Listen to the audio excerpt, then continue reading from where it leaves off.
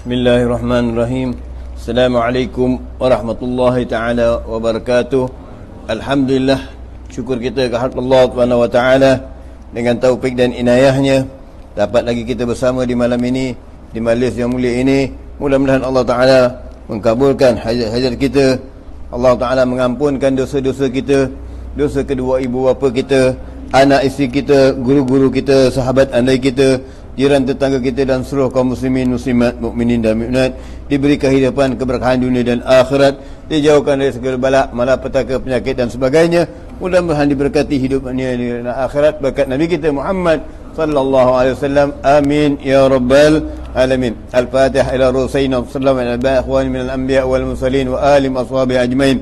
ثم إلى أرواح ساداتنا أبو بكر عمر عثمان علي وزيادة رسول الله فاطمة الزهراء الكبرى الرضا من العباس الحسن والحسن زين العبد جعفر صادق موسى الكاظم ثاني على وريد نجيب من حاج إلا الله عمل بن سبق مقدم محمد بن علي بن علي بن شاب شعاني وضوان وقرني تسنى ابن التائلة وسيدنا علي سلام على مسيح أبو العباس المرسي وسيدنا إمام خير مسلم وترمذي وحكم الترمذي وسيدنا إمام أحمد حمد الكهنبي وإمام سيدنا إمام اليهودي وكان علمه وحمد بالله سقم دبيلا ومن وضع سقم وأصولهم وأبراشهم أن الله تعالى يجند علينا من بركاتهم وأسرارهم وأنوارهم ونفاتهم وعمنا في الدين والدنيا والآخرة.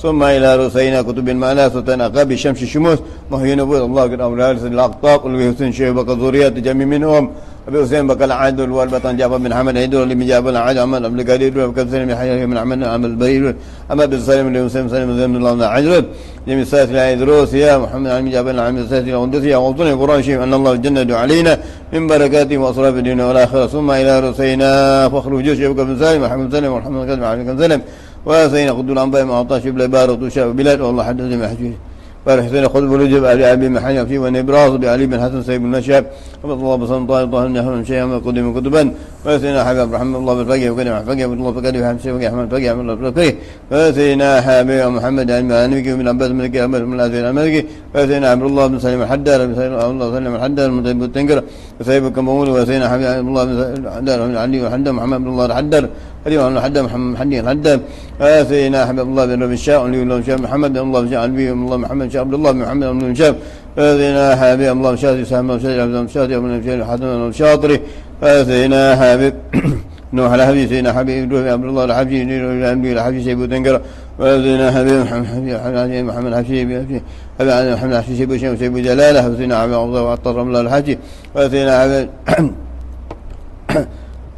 حبيب محمد الحافي وسيدنا حبيب وسيدنا حبيب محمد طير حدد ومن طير حدد ومن طير محمد حدد ابن حبيب شنقيته وسيدنا حبيب هذا الصلب بن سهل الجبري وسيدنا حبيب بن جبري من العاشي شوف الله يبارك ومكرمه شيخ بخبره شيخ طيبين شيخ من الشياطين واوصلهم براشهم ان الله جند علينا من بركاتهم واصول في الدنيا والاخره.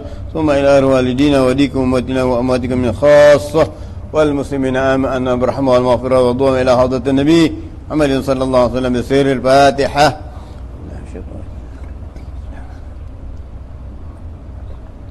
إياك نعبد عليهم ولا الضالين. بسم الله الرحمن الرحيم الحمد لله رب العالمين والصلاة والسلام على سيدنا محمد وعلى آله وصحبه أجمعين. اللهم انت رحمة الله منا صلاة وسلاما دائما ابن كله كرحمة نبينا بزم سن حاكم كربنا من التوت عافية. اللهم نمي قلوبنا بأنواع معرفتي واختلنا وحبنا عن عبادك صلى واستعنا ربا بذكرك وما تكل الفتوح والمنو والرسو وجسا وروح تبت النسو. اللهم اسكن من دين مشرف صفية وهابي غني ورحمة رحيم. الله عدم أن كما شبل من السماء والبركة يا فتاه يا عليم افتح لنا فتح العالمين يا فتاه يا عليم افتح لنا المقربين والصلاة والسلام الحمد لله رب العالمين. بسم الله الرحمن الرحيم. اللهم صل وسلم وبارك عليه وعلى آله. يا رسول الله سلام عليك يا رفيع الشان والدرج. يا رسول الله سلام عليك يا رفيع الشان والدرج. كل بيت أنت ساكنه ليس محتاجا إلى سرج. يا رسول الله سلام عليك يا رفيع الشأن والدرج. ومريض أنت عائده قد أتاه الله بالفرج يا رسول الله يا ربيع الشهر وزمان أنت حاكم سلام فيه من العوج يا رسول الله سلام عليك يا رفيع وجهك الميمون حجتنا يوم تأتي الناس بالحجج يا رسول الله سلام عليك يا رفيع الشهر والدرج فجزاك الله خير جزاء يا منير الكون بالبلد يا رسول الله يا رفيع الشان والدرج كل يوم نرتجي فرجا رب عجل منك بالفرج يا رسول الله سلام عليك يا رفيع الشان والدرج اللهم صل وسلم وبارك عليه وعلى آله بسم الله الرحمن الرحيم نويت التعلم والتعليم وتذكر والتذكير والنفع والاستفادة والحث على التمسك بكتاب الله وسنة رسوله ودعاء إلى الهدى ودلالة على الخير وابتغاء وجه الله ومرضته وكربه وثوابه ولا حول ولا قوة إلا بالله العلي العظيم صلى الله على سيدنا محمد النبي الأمي وعلى آله وسلم والحمد لله رب العالمين بسم الله الرحمن الرحيم سبحانك علم لنا إلا ما علمتنا إنك أنت العليم الحكيم ربي اشرح لي صدري ويسر ثاني يفقه قولي عما بعد tajuk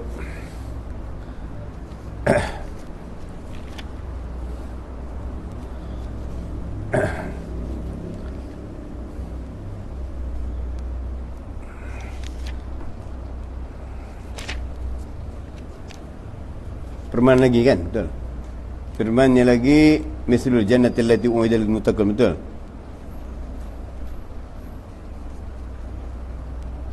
Betul tak? Tangan dia kan. Man yattaqillah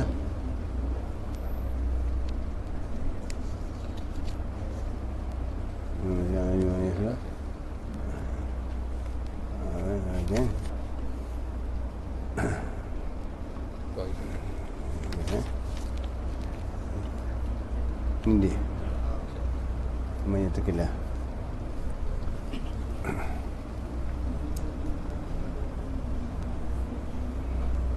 Bismillahirrahmanirrahim. Qala radhiyallahu ta'ala wa nafa'ana bi fid-din wa dunya wal akhirah. Allah telah menjanjikan kemuliaan di sisi dengan takwa, bukan dengan sebab keturunan, bukan dengan sebab harta, kekayaan, dan bukan dengan sebab yang lain.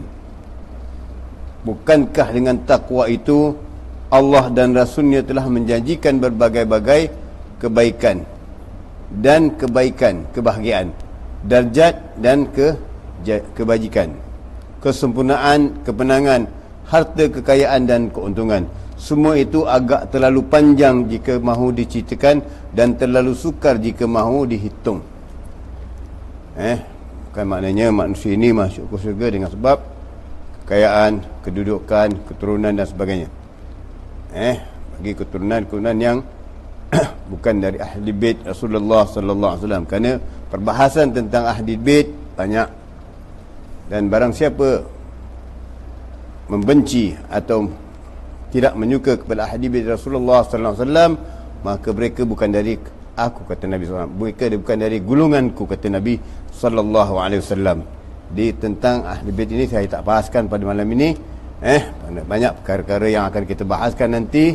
Di yang baik ialah kita bahaskan tentang takwa. takwa kepada Allah Subhanahu wa taala, kebahagiaan darjah dan kemenangan dengan kejayaan kepada Allah Taala, di mana perjanjian-perjanjian Allah Taala, orang yang bertakwa itu akan diberi kejayaan, akan diberi kemenangan, akan diberikan syurga. Siapa yang membawa takwa, siapa yang mengajar takwa, yang membawa takwa, yang mengajar takwa adalah Rasulullah sallallahu alaihi wasallam. Sehubungan dengan itu, maka Rasulullah mempunyai zuriyah dan zuriyah inilah yang mengembangkan, mengajarkan akan arti takwa, mengajarkan manusia kepada perjalanan-perjalanan yang mengenal Allah Subhanahu wa taala. Bagaimana kata Habib Abdurrahman bin Al-Masyhur, Muhammad Al-Masyhur mengatakan, kamu tidak akan mengenal Allah, la ya'rifullah, kamu tidak akan mengenal Allah jika tidak mengenal Rasulullah sallallahu alaihi wasallam, dan kamu tidak akan mengenal Rasulullah sallallahu alaihi wasallam jika tidak kamu mengenal ulama, dan jika tidak kamu mengenal para ulama, dan jika kamu tidak mengenal ulama, maka kamu tidak akan dapat pelajaran, kamu tidak akan dapat pengetahuan, dan kamu tidak akan dapat. Maka itulah sejarah, itulah konteks yang mana Islam berkembang di Nusantara. Islam berkembang di Nusantara dari kejayaan, kemenangan, dan niat yang tulus ikhlas, yang semata-mata bukan mengharapkan keuntungan, yang semata-mata bukan mengharapkan kejayaan, yang semata-mata bukan mengharapkan pangkat, kedudukan, dan segala-galanya untuk dunia ini. Tapi yang diadakan, yang mereka lakukan ialah berjalan untuk membawa manusia kepada mengenal Allah, bertakwa kepada Allah. Itulah perjalanan para salafus salihin, terutama ahli bait Nabi sallallahu alaihi wasallam.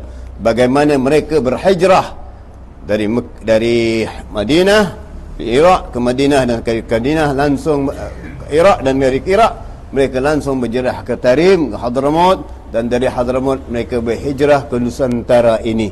Mereka sampai ke Nusantara ini, di mana mereka sampai di Gujarat, di Hyderabad, di India. Dari situ mereka turun pada Aceh, Palembang, dan juga masuk ke tanah Melayu, dan akhirnya ke Pulau Jawa dan ke tanah Melayu.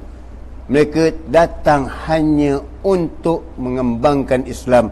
Mereka datang bukan seperti Belanda, mereka datang bukan seperti Portugis yang untuk mengaut kekayaan dari tanah air kita, yang untuk mengaut keuntungan dan untuk mengaut laba untuk mengembangkan dakwah agama mereka.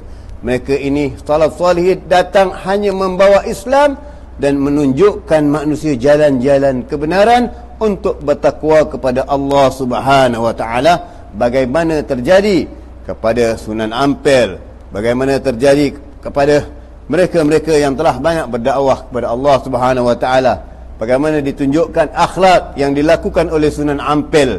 Contohnya, yang mana Islam berkembang di Jawa, yang mana di waktu itu masyarakat Jawa menyembah berhala, bermain ayam sabung, dan tidak mengenal Allah Subhanahu wa taala. Maka datanglah Sunan Gunung Jati yang dikenal dengan Hidayatullah. Sunan Gunung Jati ini datang masuk ke Cirebon, dan dilihat masyarakat di situ bersabung ayam. Bersabung ayam supaya mereka ini berjudi. Maknanya bersabung ayam itu dengan berjudi, berbuat pertaruhan. Maka bagaimana caranya untuk Sunan Gunung Jati ini menyerahkan dakwah untuk mengajak manusia ke jalan Allah Subhanahu wa taala? Maka dilihat manusia asyik dia, dipanggil berdakwah tak mau datang, dipanggil berdakwah tak mau. Akhirnya Sunan Gunung Jati ini maka mendapat jalan, iaitu dia mencari seekor ayam sabung. Dia dapat seekor ayam sabung, tapi ayam sabungnya kecil dari ayam sabung mereka-mereka yang ada di situ, dari masyarakat yang ada di situ. Mereka, dan paling berbahayanya, ayam sabung mereka ditaruh benda tajam, bilah, belit atau pisau itu, supaya boleh membunuh terus langsung antara satu sama lain lawan mereka itu. Maka datang Sunan Gunung Jati ini masuk cara dakwah yang pertama ke negeri Jawa untuk mengajak manusia keislaman, untuk mengajak manusia supaya ingat kepada Allah Subhanahu wa taala. Kerana telah diserapkan dengan cara-cara Yahudi Nasrani, iaitu berjudi dan sebagainya, berzina dan sebagainya. Ini telah diserapkan di dalam masyarakat itu di waktu itu. Jadi penghalalan ini terlalu besar. Maka masuk Sunan Gunung Jati, maka mengajarkan mereka itu ingin bertaruh, berlawan dengan ayam, dengan mereka bersabung ayam. Maka marah. Orang mengatakan, ya Tuan, Tuan punya ayam kecil, macam mana nak sabung dengan ayam kami? Kata Sunan Gunung Jati, tak apa, saya nak taruhkan ayam saya sebagai pertaruhan berlawan. Subhanallah,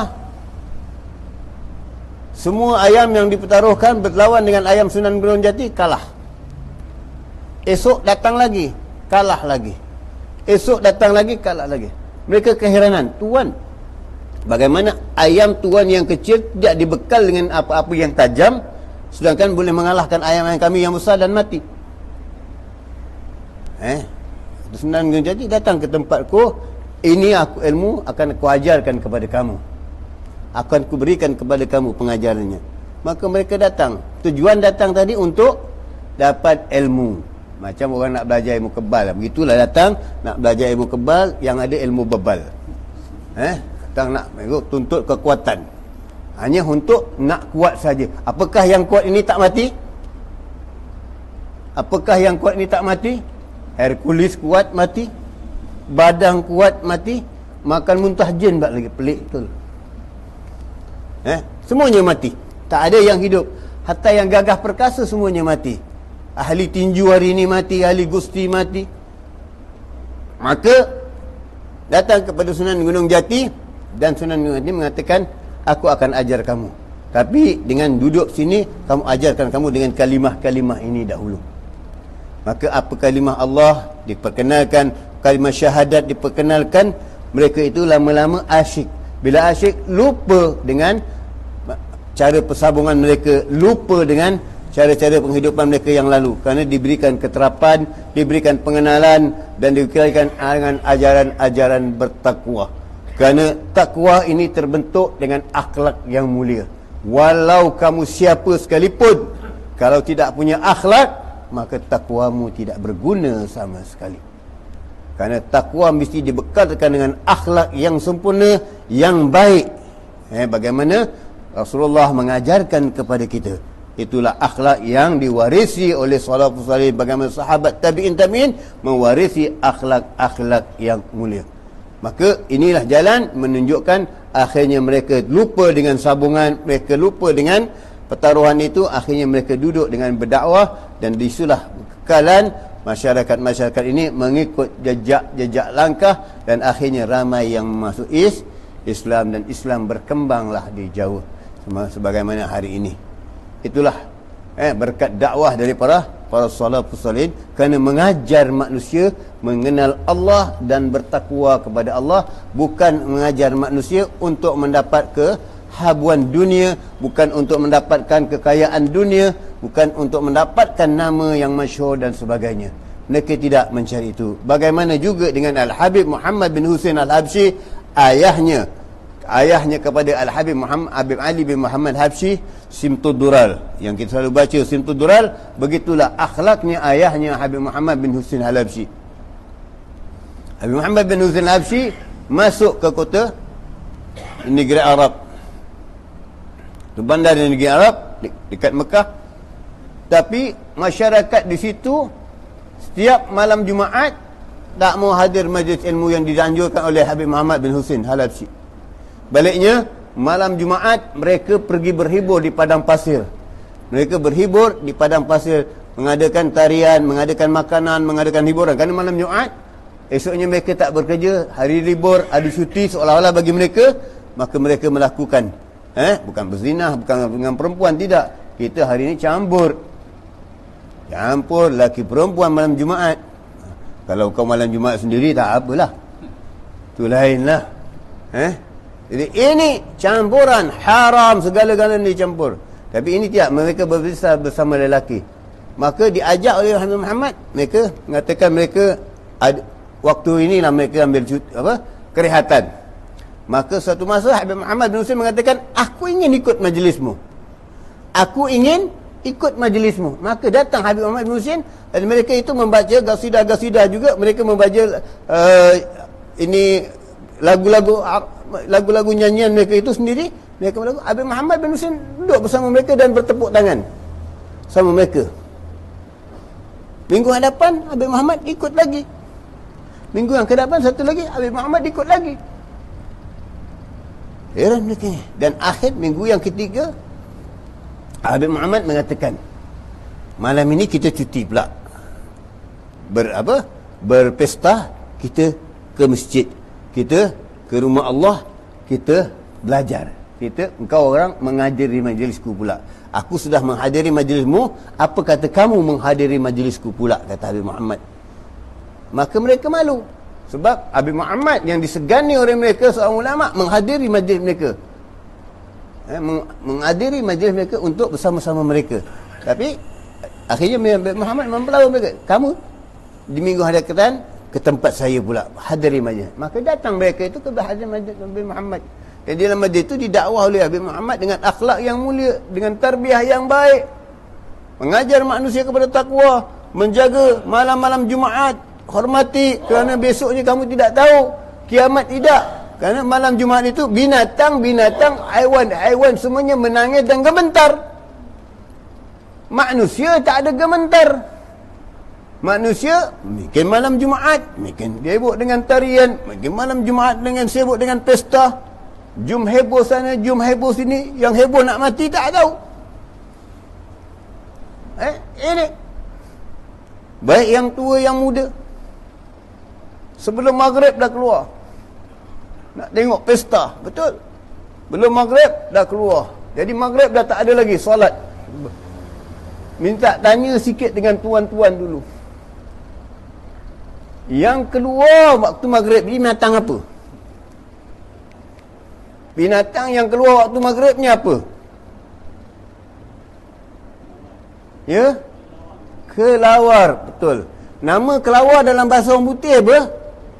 Bat. Ada bat, ada bat. Betul. Jadi memang bat lah dia. Kerana dia bat, rupanya tak cantik, perangainya pun bat. Tidurnya pun tak molek, tergantung. Jadi kalau kita nak tergantung besok dari langit ke bumi sebagaimana digantung Harut dan Marut, ikutlah maksiat yang pada malam Jumaat kita tak menghormati, yang pada antara maghrib isyak kita laburkan diri dengan perkara-perkara yang begini. Pandai orang putih, bat. Lepas tu bat namanya pula, orang putih panggil lagi namanya vampire. Vampire. Apa vampire tu? Pontianak. Jadi yang keluar waktu maghrib ni siapa? Pontianak. Jadi tak payahlah takut dengan Pontianak, sebab ini lebih dahsyat dari Pontianak. Hari ni orang sibuk, orang ketuk buah atau ketuk dinding, ketuk apa, kamu takut. Kamu tak pernah takut dengan Allah Ta'ala apabila kamu melakukan maksiat. Kamu hanya takut dengan tong orang ketuk pintu tengah malam. Tapi kenahkah kamu memikirkan apakah balasan Allah? Apakah yang akan diberikan oleh Allah semata-mata kamu menderhaka dan membuat dosa kepada Allah Subhanahu Wa Taala? Tak pernah kita fikir. Yang kita fikir kalau orang ketuk pintu tengah malam takut. Kom. Ini yang kita takut. Dia manusia, dia makhluk. Dia dari kejadian Allah Subhanahu Wa Taala. Kalau dia jin, dia syaitan, kita lebih mulia daripada syaitan. Kita lebih baik daripada syaitan. Kita lebih baik daripada jin. Kenapa kita takut dengan jin? Pasal kita lebih pada jin, maka jin pun takut dengan kita. Jadi jin pun, ini dia. Maka ini yang kita fikirkan, takwa kita kepada Allah Subhanahu Ta'ala. Ini jalannya para salih. Akhirnya mereka-mereka ini kembali kepada Allah Subhanahu, kembali bertaubat kepada Allah Subhanahu. Ini bagaimana juga yang dilakukan oleh Syekh Umar bin Makramah.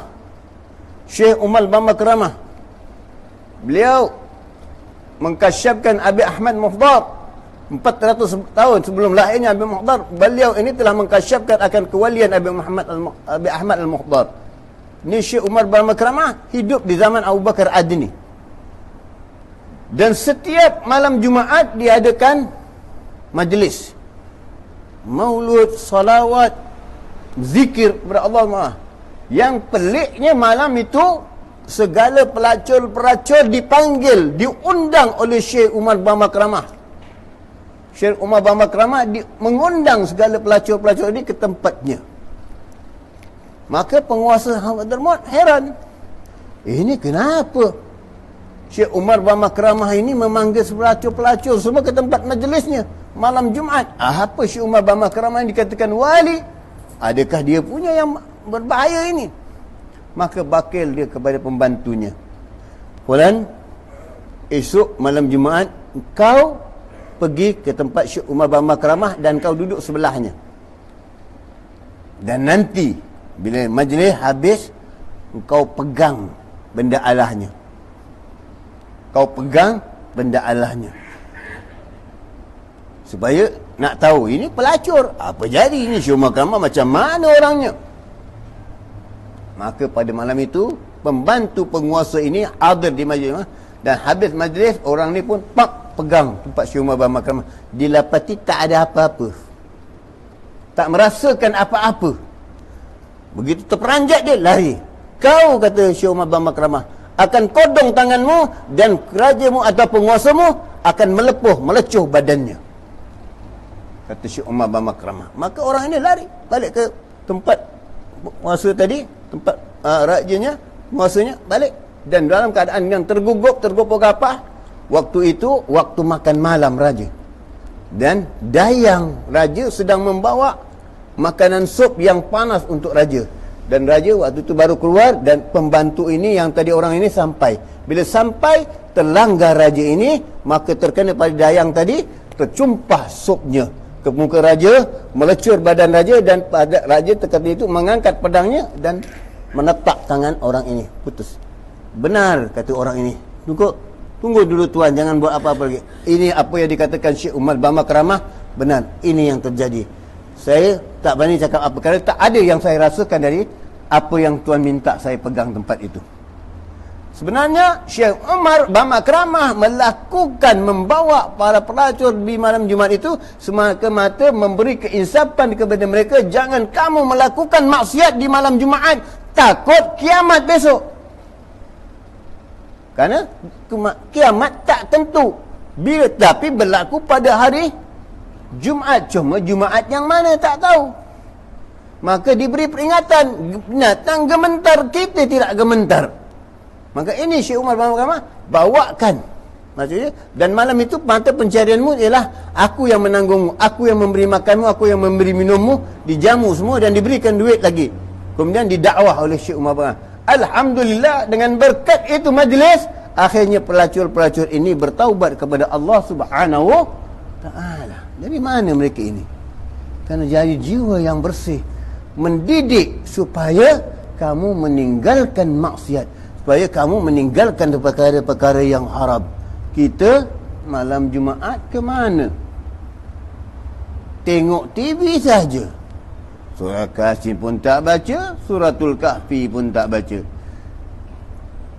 Ini bagaimana kita? Sibuk dengan perniagaan, sampai mana mau berniaga? Dari malam sampai pagi, pagi sampai petang, petang sampai malam lagi. Kamu tak mati. Kan ni apa kamu cari, yang kumpul akan kamu tinggalkan. Tak ada satu yang kamu bawa.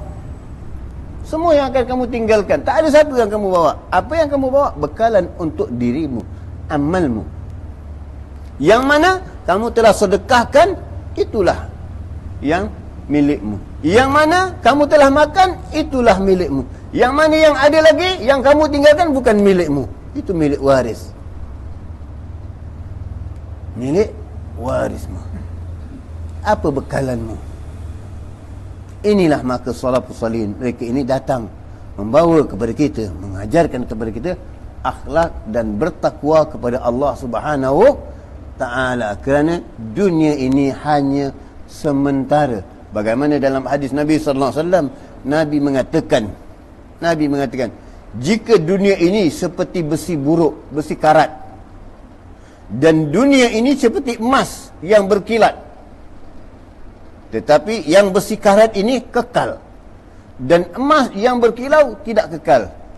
Maka walaupun dia karat, akhirat ini karat, dan dunia itu seperti emas berkilau, tidak kekal, maka lebih baik yang besi buruk yang karat ini kalau dia kekal. Apalagi akhirat itu adalah emas yang berkilau dan dunia ini besi karat yang buruk. Hari ini besi buruk berlaku. Ini pilihlah. Bagaimana kita nak memikirkannya? Kerana kita akan tinggalkan. Allah tidak melarang kita untuk mencari rezeki.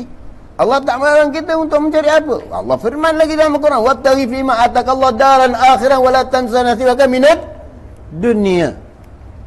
Wabtaghi, tuntutlah akan akhirat dan jangan lupa habuanmu di dunia. Ambil bahagian dunia, tapi dengan dunia itu tidak melalaikan akan akhirat. Kalau dunia melalaikan kamu dari akhirat, tidak berarti kamu dapat ke majlis ini, kamu dapat ke majlis ini, tapi kalau dunia kamu tidak dapat hadir ke majlis ini, kamu tidak apa ada gunanya dunia? Satu majlis ilmu kamu diberikan pahala seperti bersedekah kepada 1000 orang fakir, diberikan pahala seperti salat 1000 jenazah, diberikan pahala seperti memberi makan 1000 anak yatim. Pahala begini, melawat orang sakit, 1000 pahala melawat orang sakit, diberikan ganjaran yang begini. Adakah sama dengan kamu dapat keuntunganmu yang satu hari ini, tapi kantormu tak ke mana? Tak sama dengan 1000 pahala. Untuk 1000 pahala ini saja kamu tak dapat apa-apa. Yang kamu dapat untung hari ini tak boleh bayar untuk 1000 orang sahaja. Apa ada artinya? Apa ada artinya? Ambil kesempatan di waktu hidupmu, atur masamu, atur dirimu.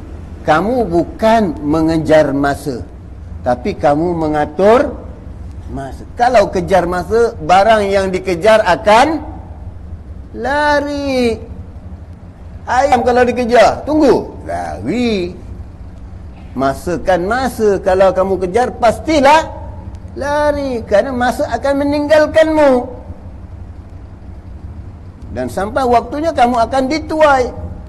Berkata para salafus salih, berkata para ulama, bidalan yang diberikan, kalau kamu dah tengok orang yang rambutnya dah dipotong, rambutnya dah dicukur, hati-hati, kamu rambut yang panjang juga satu masa pasti akan dicukur, akan dipotong. Itulah ilmumu, itulah umurmu. Jadi berbekalan dengan apa? Tatkala itu kamu mau menebus dengan apa sekalipun untuk membayar, tak akan ada harga di sisi Allah Subhanahu Ta'ala. Tidak akan tertebus, tidak akan kamu bawa segunung intan, segunung permata, segunung emas untuk Israel. Ya Israel, aku sogokkan kau dengan 1000 gunung emas ini, jangan ambil nyawaku. Israel tak heran. Tapi kalau hari ini kamu diberi 2 biji rumah aja, habis. Semua tertebus. Semua yang haram jadi halal. Yalah, fikirkan baik-baik, kita renungkan baik-baik. Begitulah kata para salafus salih, mengingatkan kita akan perkara ini. Maka dalam konteks ini sila perhatikan madah berikut. Man yattaqillah fazakal ladzi sika ilaihi matjarul rabih. Siapa yang bertakwa kepada Allah mendapat keuntungan yang berlimpah ruah. Madah yang lain pula berbunyi, man arafallah falam tuqnihi ma'rifatullah fazaka saqi ma darra taghatil manalahu fi ta'atillah wa madha laqi ma yasna'u al-'abdu bi'izzil ghina wal 'izzu kullu 'izzi lil muttaqin. Mengenal Tuhan tapi membelakanginya, bukan itu celaka namanya. Kamu kata kamu kenal Allah, tapi kamu membelakangkan hukum-hukum Allah, kamu membelakangkan perintah Allah, bukankah itu celaka namanya? segala bencana dalam mentaati Allah, mentaati Tuhan tak akan membahayakan jika dapat ditahan. Kaya di dunia bukanlah kemuliaan. Kemuliaan hakiki menentukan mentakwakan Tuhan. Jadi apa yang ada di dunia ini, yang kaya, yang milioner, matinya ada diingati, tak dikenangi. Mati yang gaya ini ganti yang lain, habis hilang. Hari jadi ke, hol ke, hilang semuanya. Tak ada lagi hari jadi. Ganti pengantin ini, ganti peminta ini, hari jadinya hilang, tak ada yang lagi. Tetapi Rasulullah SAW dan para salafus salihin dibuatkan holnya tetap dikenang, bukan dibayar. Bukan dibayar kepada kamu semua untuk membuat. Kamu kalau saya mati saya bayar kamu untuk buat ini. Tak ada. Tetapi kerana kecintaan Allah kepada mereka itu, Allah bukakan kecintaan kepada manusia, meraihkan haul-haul mereka. Maulid Nabi SAW, meraihkan haul-haul para awliya salihin. Kenapa? Kerana kecintaan Allah kepada mereka itu, maka kamu diberikan jalan melakukan, mengingati peristiwa pengalaman-pengalaman atau kehidupan mereka itu dengan membuat haul. Tujuan diadakan haul bukan apa? Bukan haul yang lain. Haul ini, yang lain haul lain kau cari. Yang haul yang ini yang sebenarnya ialah haul ulang tahun. Maknanya apa? Maknanya mengingati farsa yang dibacakan dalamnya, managib, kisah, riwayat, akhlak-akhlak mereka.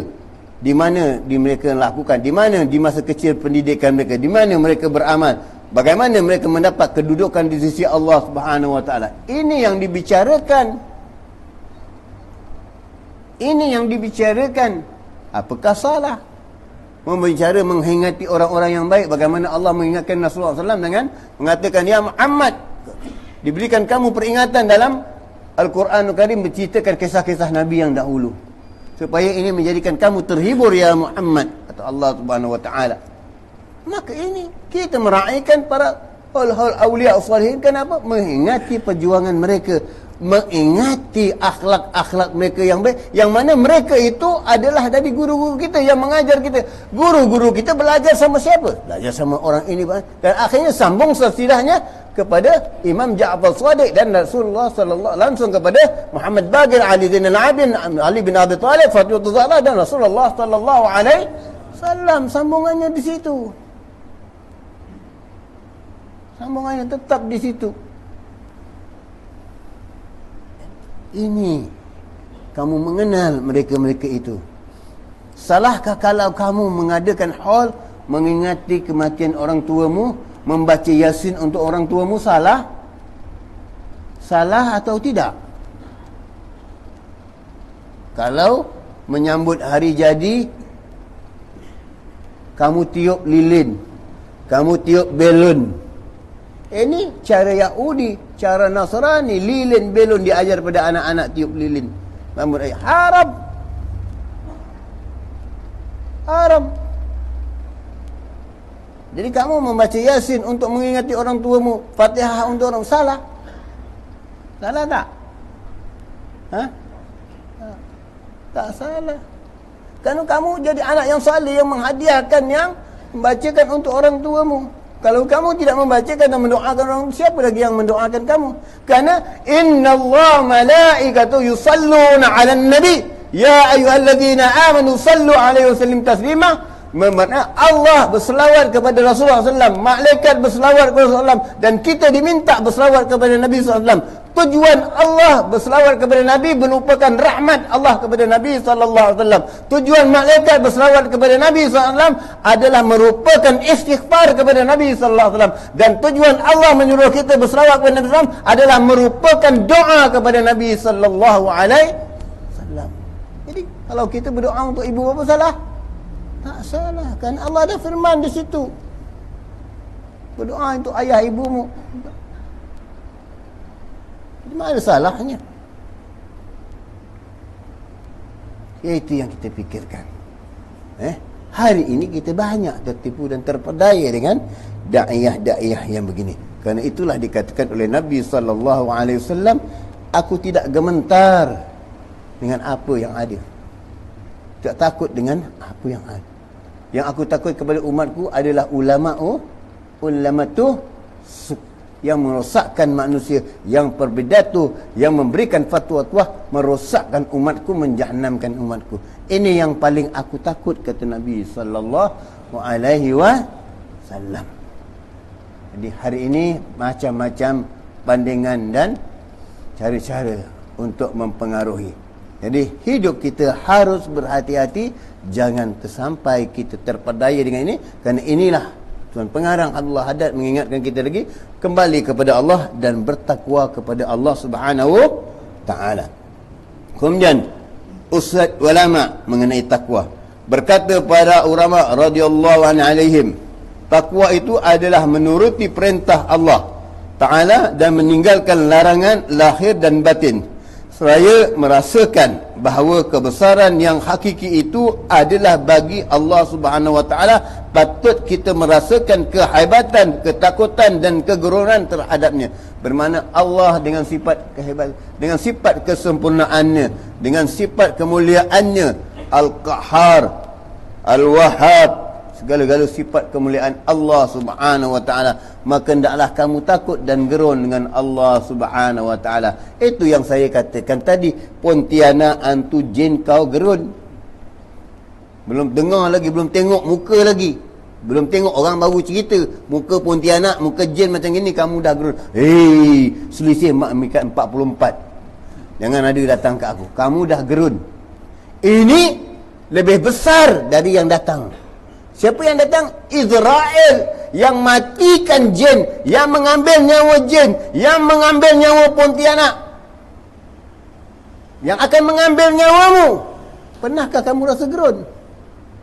Itu malaikat yang diperintahkan oleh Allah SWT tanpa belas kasihan. Di mana siapa? Sampai umurmu diambil. Tak ada tangguh-tangguh lagi. Pernahkah kamu rasa takut? Pernahkah kamu rasa gerun? Ini soalnya. Yang kita gerun, yang orang cerita kita belum nampak, kita dah takut. Ini Israel, kamu tak akan nampak. Tetapi bila kamu nampak nanti, bila umur kamu dekat nak sampai, kamu kelihatan, baru kamu gerun. Ini kom-kom sampai kamu mati, belum tentu kamu jumpa lagi. Israel nak mati, pasti kamu akan jumpa. Di mana persiapanmu untuk menghadap Israel? Di mana persiapanmu untuk menghadap Israel? Apakah kita punya kekuatan untuk menahan Israel?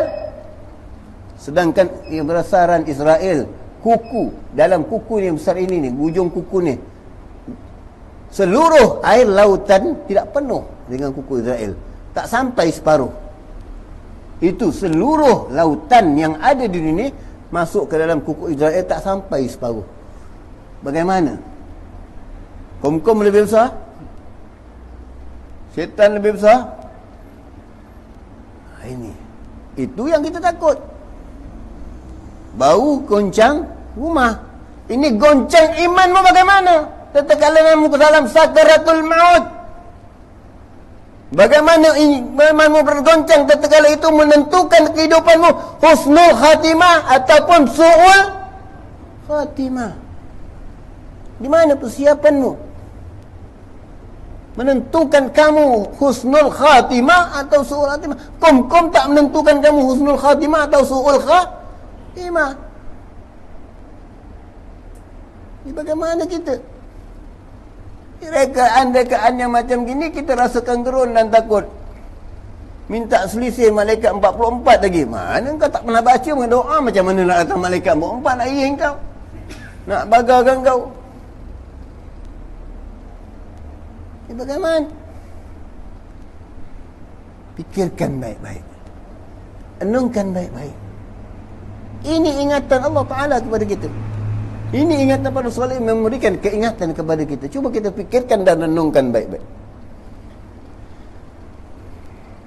Sebagaimana sebahagian para mufassirin pula mengartikan maksud firman Allah, bertakwalah kepada Allah dengan sungguh takwa, iaitu Allah harus ditaati, tidak boleh dimaksiati. Kamu pasti wajib mengikuti perintah Allah dan jangan bermaksiat kepada Allah Subhanahu. Sekarang kita ambil umur kita 60 tahun. Cuba letak neraca kita di tengah-tengah, timbangkan sekarang. Di antara umur kita 30 tahun masa kecil sampai 30 tahun dan 31 tahun sampai 60 tahun sekarang. Di mana neraca timbangan kita yang lebih berat? Di mana umur kita sekarang? Di mana yang kita lebih lakukan? Ketaatan atau kemaksiatan? Ini kata orang, ukur baju di badan diri. Jangan ukur baju kat badan orang dulu. Ukur baju di badan sendiri.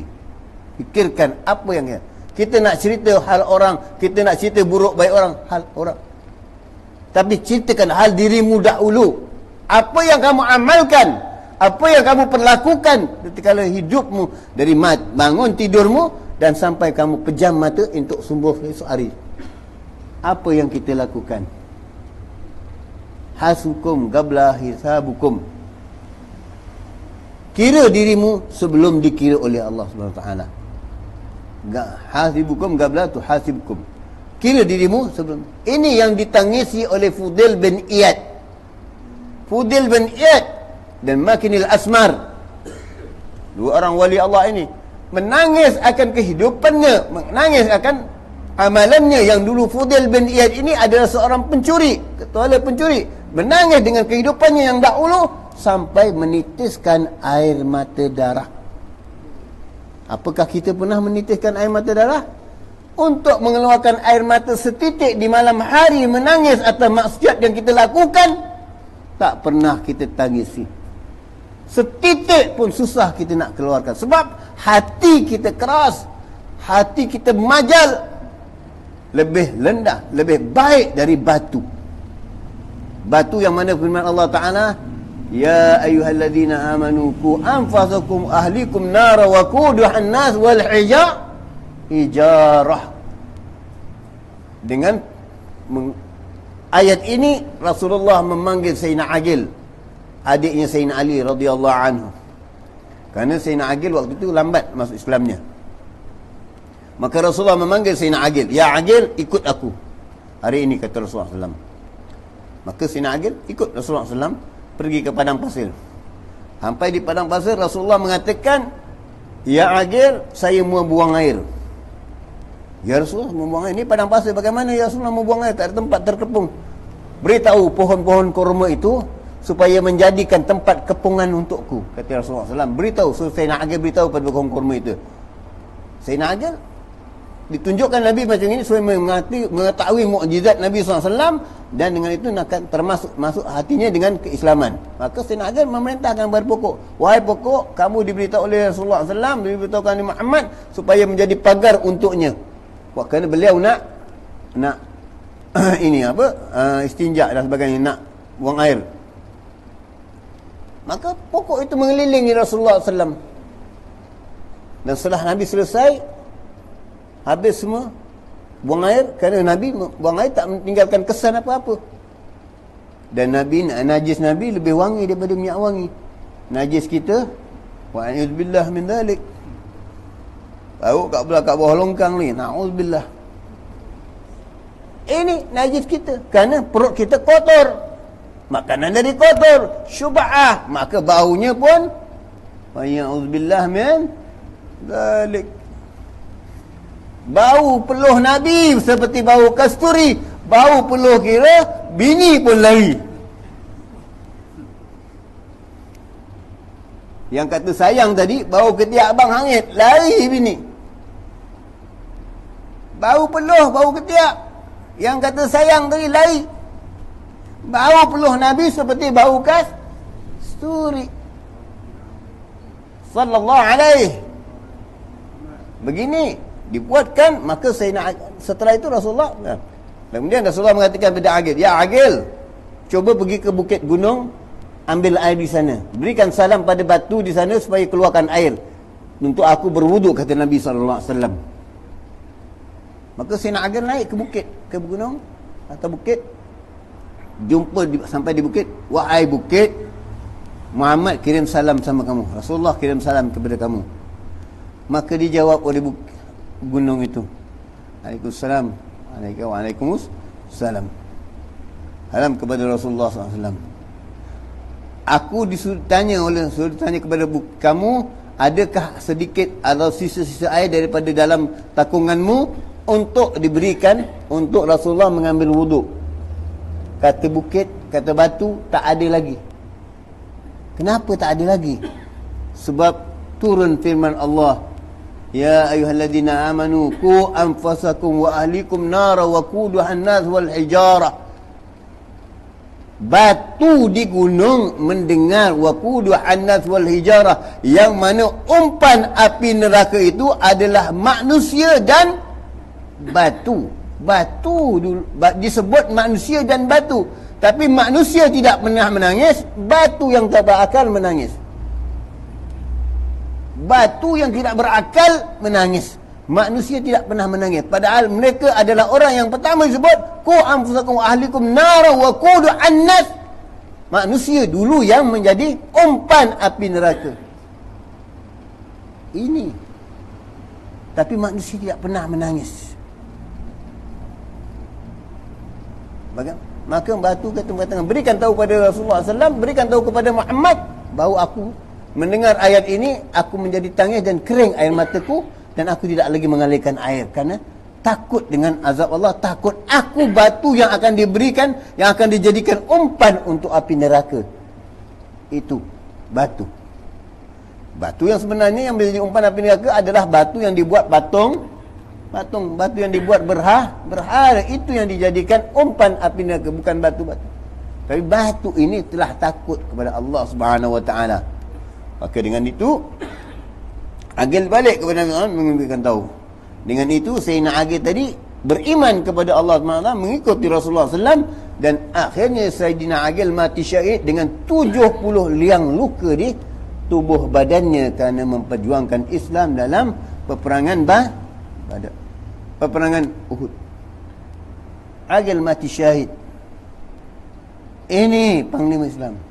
Begitulah tadi saya katakan, batu yang besar itu takut kerana umpan. Manusia tak pernah takut, tetapi seorang anak kecil apabila didatangi satu imam yang besar, melihat anak kecil itu sedang mengambil wuduk, tiba-tiba anak kecil itu menangis. Kata orang tua ini, kata orang alim ini, wahai fulan, kenapa engkau menangis? Wahai anak, wahai walad, kenapa engkau menangis? Ya Tuhan, saya menangis kerana firman Allah Ta'ala ini tadi, waquduhan nas wal hijarah, manusia yang batu yang akan dijadikan umpan. Saya takut saya manusia yang pertama akan diumpan api neraka. Kata orang alim ini, apa kamu takut? Kamu anak kecil, belum bikin dosa lagi, kenapa kamu takut dengan dicampakkan di api neraka? Ya Tuhan, kata anak ini, hanya lihat, anak kecil tapi dah beri akal. Dah beri akal oleh Allah Ta'ala, dah berakal dan boleh menginsafkan orang tua. Ya Tuhan, walaupun saya kecil, tapi saya takut. Kerana pertama untuk dihidupkan api pakai umpan yang kecil. Macam kita nak hidupkan kayu api, nak hidupkan bara, pakai umpan yang kecil dahulu, baru hidup umpan. Saya takut saya yang kecil ini jadi umpan. Saya takut saya yang kecil ini jadi umpan. Jadi bagaimana anak kecil boleh memikirkan begini? Apakah kita yang dewasa ini, yang umur dah sejangkau ini, tidak boleh memikirkan apakah kita ini adakah menjadi umpan api neraka?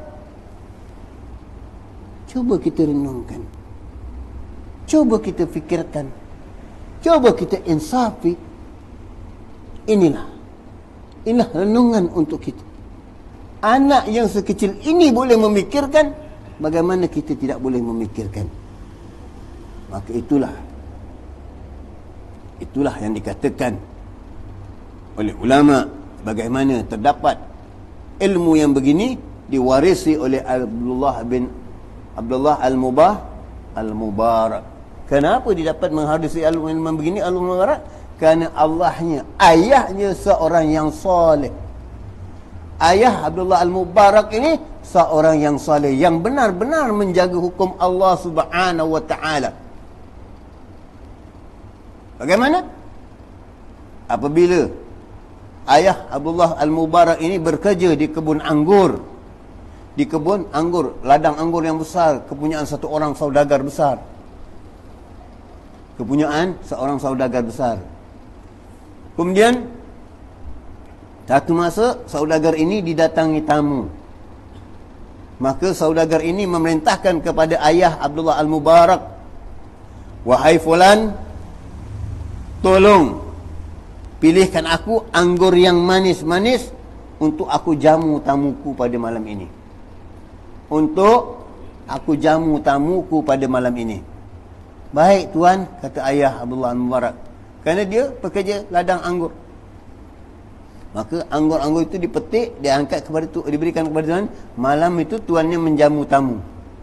Bila jamu tamu, didapati anggur yang diambil oleh ayah Abdullah Al-Mubarak ini semuanya masam-masam belaka. Masam-masam belaka. Akhirnya bila tamu pulang, tuan punya ladang ini panggil ayah Abdullah Al-Mubarak. Fulan, kamu dah bekerja sini bertahun, lebih kurang 3 tahun. Takkanlah kamu tak boleh membezakan yang mana pokok anggur yang harus, yang manis, pokok anggur yang masam. Kenapa kamu petik anggur yang masam untuk tamu? Tuan, ini dia. Tuan, saya diperintahkan menjaga kebun tuan, bukan suruh merasa buah di kebun tuan. Bukan suruh merasa dan suruh makan buah yang ada di kebun tuan. Saya hanya diperintahkan untuk menjaga. Kita kebun korang, kebun tuan, kebun kita. Tuan tak ada buah durian, bawa bagi dulu. Musim durian panggil saudara. Buah pokok orang. Ini kita. Apalagi kita diamanahkan bekerja, makan gaji. Time pukul 8 sampai pukul 12. Baru rehat, pukul 10 rehat. Ini pukul 8, masuk kerja, 9 bersolek, 9 bercakap, 10 baru kerja, 11, 10.30 keluar balik. Ini rezeki mana yang kamu dapat? Haram. Kamu tidak amanah menjaga tanggungjawab bekerja dalam mencari rezeki. Kerana waktu itu kamu diperintahkan untuk mengadakan, untuk beramal, untuk kebajikan orang, untuk apa yang kamu lakukan atas pekerjaanmu itu yang diamanahkan. Tapi di waktu itu kamu melere-lerekan, berbual, bersolek, berini, makan. Belum tu sampai waktu makan yang sebenarnya, dah keluar makan. Dah sampai waktu naik, kamu belum naik lagi. Ini rezeki yang kamu haram, ini yang kamu dapat haram. Mana kamu nak jawab dengan Allah Subhanahu Wa Taala? Yaumil Qiyamah nanti. Allah berikan masa, di waktu ini kamu bekerja, makan gaji, dan waktu ini kamu di mana? Tanggungjawabmu di mana sekarang? Di waktu yang gini kamu perlekehkan. Kamu pergi ke mana? Bersiar dulu tuan, makan angin dulu. Habis kamu dia berjawabkan untuk ini waktu bila? Waktu tengah malam? Tidak, waktu pagi tadi, waktu daftar masuk kerja kamu dah diberikan tugas. Kenapa kamu remehkan tugasmu?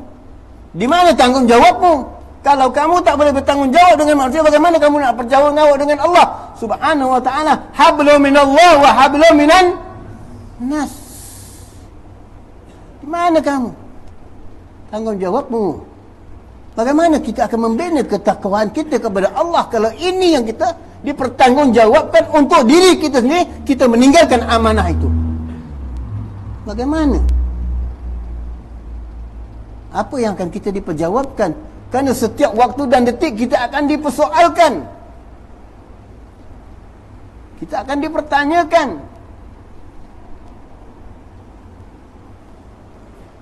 Bi anna rabbaka auha laha. Bumi akan menjadi saksi kepadamu, akan diperlihatkan apa yang kamu lakukan di saat-saat itu, apa yang kamu diamanahkan, kamu tinggalkan. Waktu itu kamu dipertanggungjawabkan, kamu tinggalkan. Kamu akan diperjawabkan, akan dipertanyakan oleh Allah Subhanahu Wa Taala. Di mana amanahmu? Kalau kamu tidak berlaku amanah kepada dirimu, bagaimana kamu akan berlaku amanah kepada Allah Subhanahu Wa Taala? Bagaimana kamu akan berlaku amanah kepada manusia? Ini persoalannya. Ini yang menyebabkan dengan pegang amanah itu baru dikira bertakwa kepada Allah Subhanahu Wa Taala. Kalau pecah amanah, mana takwanya? Mana takwanya kepada Allah? Sedangkan kamu ni punya sifat tak amanah, sedik amanah, tabligh fatanah. Ini bagaimana?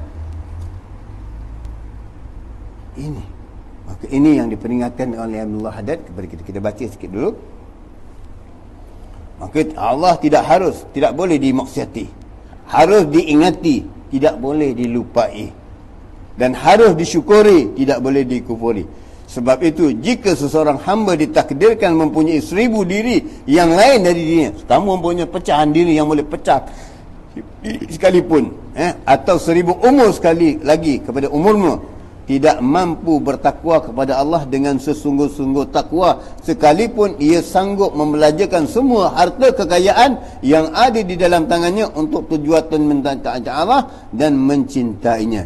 Yang demikian itu disebabkan amat besar hak Allah ke atas hambanya, dan juga kerana amat hebat kebesaran Allah dan amat mulia kedudukannya serta tinggi kemuliaannya. Allah beri kamu nikmat, Allah memberi kamu apa, tidak minta bayaran. Kamu pergi hospital nak sambung nafas saja kena bayar. Nak sambung nafas kena bayar. Ini nafas turun naik setiap hari, Allah tak minta, tak ada malaikat hantar bil. Fulan, hari ni jangan lupa bayar bil. Hari ni jangan lupa bayar bil. Tak ada. Lupa bayar elektrik, potong. Cuba kamu lupa bayar bil hari ini dengan Allah Ta'ala, bayar tak bayar umur. Umurmu kamu buatkan maksiat, Allah potong, habis. Potong tu habis. Bagaimana? Jadi sebelum dipotong, jagalah baik-baik. Kerana notis datang tak ada notis. Dia datang terus saja, tanpa notis. Tanpa notis. Jadi notis dah cukup yang ada pada kita hari ini. Sihat dah sakit, mata terang dah jadi rabun, rambut dah hitam jadi putih, gigi yang dah boleh kunyah sekarang dah hancur, pakai gigi palsu telan balik. Kekuatan yang kamu hebat sekarang dah hancur, dah tinggal lemah. Dulu kamu boleh memukul orang, menunjal orang, sekarang orang boleh memukul kamu dan menunjal kamu. Apa yang ada pada dirimu lagi? Apa yang ada kekuatan pada dirimu lagi? Betapa kuatmu akan jadi lemah. Dan lemahmu itu sampai diusung, kerandamu akan diarak, diusung untuk ke liang lahat. Apa yang ada sombong lagi? Apa yang ada dengan dunia ini lagi? Itulah yang kita fikirkan untuk perjalanan kita. Maka kata Tuan Pengarang lagi, Rasulullah sallallahu alaihi wasallam sebagai orang yang amat sempurna penunaiannya terhadap hak-hak Allah Ta'ala telah berkata di dalam doanya, iaitu sebagai suatu pengakuan dari baginda akan ketidakupayanya hendak menunaikan sepenuh kesyukuran kepada Allah Ta'ala. Aku berlindung dengan keredaanmu dan kemurkaanmu, dan dengan keampunan dan pembalasanmu, dan aku berlindung denganmu daripadamu, dan tidak mampu aku menghitung kepujian ke atasmu seperti yang engkau memuji akan zatmu sendiri. Ini doa Nabi sallallahu alaihi wasallam. Tidak mampu Nabi. Padahal manusia yang paling takwa adalah Nabi sallallahu alaihi, dari mula kecil sampai wafatnya tidak pernah melakukan maksiat kepada Allah Subhanahu Ta'ala. Tidak pernah melakukan maksiat. Bahkan budi luhur Nabi SAW dipimpin, diajar oleh Allah Subhanahu Ta'ala. Akhlak-akhlak Nabi dididik oleh Allah Subhanahu Ta'ala. Tapi Nabi mengatakan, aku belum mampu untuk mentaati Allah Subhanahu Ta'ala sepenuhnya. Apakah kita sudah penuh? Apakah hari ini kita baca zikir 10,000? Apakah besok kita baca zikir 20,000? Dan apakah besok kita khatam Quran satu hari? Apakah kita dah menjadi orang yang bertakwa? alhamdulillah diberikan Allah begitu, kita dapat menampal dosa-dosa, maksiat-maksiat kita yang telah lalu. Maka itulah kita disuruh selain dari salat fardu, banyakkan salat sunat. Kerana dengan sunat itu menampal yang koyak. Amalan kita yang koyak-koyak banyak. Maka sunat itu menampal amalan-amalan yang koyak, iaitu amalan fardu. Kadang-kadang fardu kita salat nak cepat pun sampai baca pun nak cepat sangat. Makan kalau tergopoh gapah apa jadi? Terbegik kau. Makan dengan tergopoh gapah terbegik. Salat dengan tergopoh gapah tak akan datang khusyuknya. Maka salat itu dengan ketenangan. Salat itu kamu berhada di hadapan Allah, kamu berkata dengan Allah, masakan kamu dalam keadaan tergopoh gapah. Mesti dengan keadaan yang paling tenang, paling aman. Kerana kamu menghadap pada Khalikmu, kamu menghadap pada Penciptamu, pasti kamu tenang. Kalau dalam salat itu kamu meresahkan rasa keresahan, kerana hatimu tak tenang. Sebab ada di sebalik yang kamu katakan Allahu Akbar, tetapi Allah tidak besar. Yang besar adalah dunia yang tengah kamu fikir. Allahu Akbar, kamu fikirkan dunia. Cepatlah, imam ni lambat sangat baca surah panjang-panjang pula. Dahlah suara perlahan, baca surah panjang-panjang pula. Orang nak cepat tak tahu ke imam ni. Apa lagi kalau jadi imam tarawih? Bismillahirrahmanirrahim. Maklum hari ni penuh, besok lagi. Maka hendaklah kita yang menjadi imam juga mempermudahkan makmum, bukan menyulitkan makmum. Kerana ada di belakang kita makmum yang tua, jadi baca surah yang telah diajar oleh Habibullah Haddad, yang telah disusun para salafus salih. Nak baca surah panjang-panjang, kamu malam-malam bangun tahajud baca surah. Nak khatam satu Quran pun tak apa. Tapi di waktu siang kamu menjadi imam, jangan bebankan makmum. Kerana haram membebankan makmum. Kesian makmum kalau ada yang tua. Apalagi yang tua tadi belum makan. Cepatlah imam ni. Tahukah aku tadi belum makan obat lagi, nak makan ni, imam lambat lagi. Besok kalau kata siapa jadi imam, imam ni tak payah datang lah. Akhirnya kurang jamaah. Itu akhlak kita terbina di situ. Jadi harus kita berhati. Mudah-mudahan yang sedikit pada malam ini kita diberikan Allah manfaat, kita diampunkan Allah Ta'ala dosa-dosa kita, dan kita diampunkan dengan Allah mengangkat darjah kita dan mengangkat darjah kedua ibu bapa kita yang setinggi-tingginya dimuliakan oleh Allah dan Rasulnya. Mudah-mudahan kita bersama-sama dengan mereka itu di yaumil kiamah nanti, bersama dengan Nabi kita Muhammad sallallahu alaihi wasallam. Amin ya rabbal alamin. Bismillahirrahmanirrahim. Alhamdulillah rabbil alamin, wassalatu wassalamu ala sayyidina Muhammadin wa ala wa sahbihi ajma'in.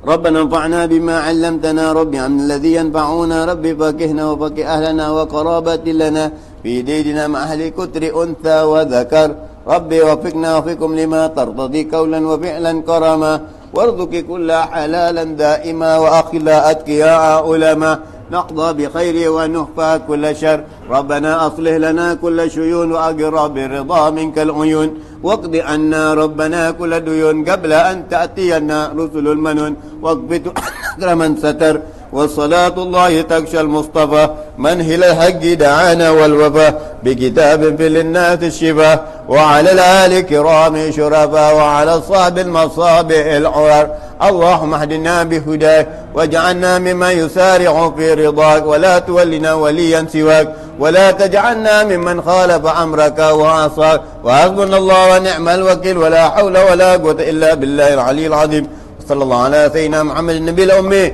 وعلى آله وسلم والحمد لله رب العالمين. يا ربنا تربنا بأننا تربنا وأننا أسرفنا على لظى أشرفنا فتب علينا توبة تغسل كل حوبة واستر لنا العورات وآمن الروعات واغفر لوالدينا ربي ومولودينا والآل والإخوان وسائر الخلان وكل ذي محبة أو جيرة أو صحبة والمسلمين أجمع آمين ربي فاسمع فضلا وجودا منا لا باكتساب منا بالمصطفى رسولي نحظى بكل سول صلى وسلم ربي عليه عد الحب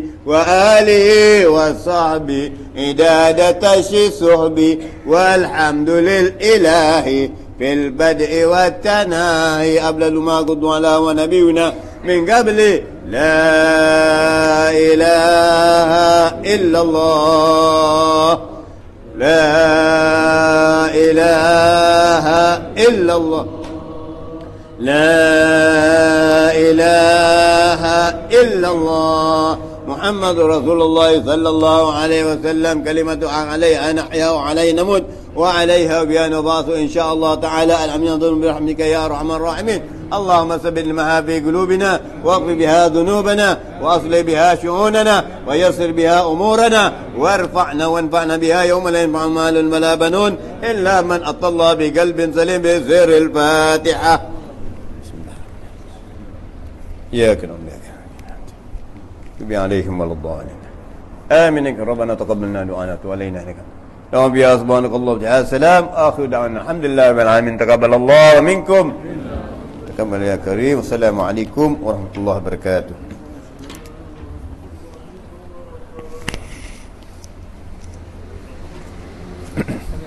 Yeah.